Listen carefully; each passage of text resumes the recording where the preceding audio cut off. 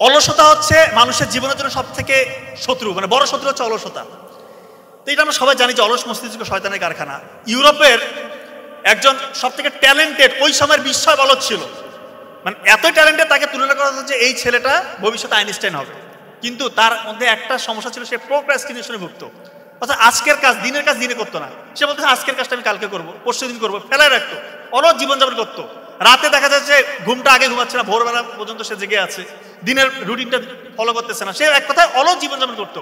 Ultimately এই ছেলে আইনস্টাইনের দূরের কথা একটা ছোট চাকরিও জোগাড় করতে পারেনি।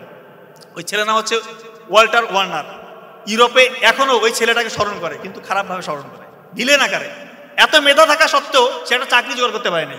কারণ কি? সে পরিশ্রমী ছিল না, সে অলস জীবনযাপন করছে।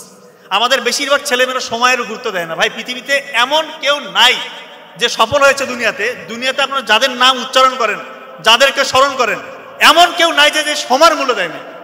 অযথা সময় নষ্ট করবেন না। আনইউজুয়াল ফ্রেন্ডদের সাথে মিশবেন না। আপনি 5 জনের সাথে মিশতেছেন, ওই 5 জনের গড়পড়তা হচ্ছে আপনি। আপনি যাদের সাথে মিশেন তাদের গড়পড়তা হচ্ছে আপনি। আপনি হয়তো খুব হাই অ্যাম্বিশন রাখেন যে আমি বিশেষ ক্যাডার হবো বা উদ্ভাবক হব, কিন্তু আপনি যার সাথে ঘুরতেছেন ওর কোনো মানে দেখা যায় যে কোনো ভীষণই নাই।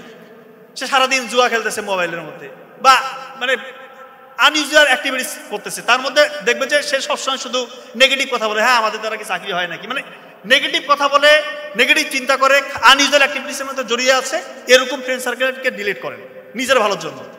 সত্যিকার অর্থে ভালো ভালো বন্ধুদের সাথে মিশেন, আপনার জীবন বদলে যাবে।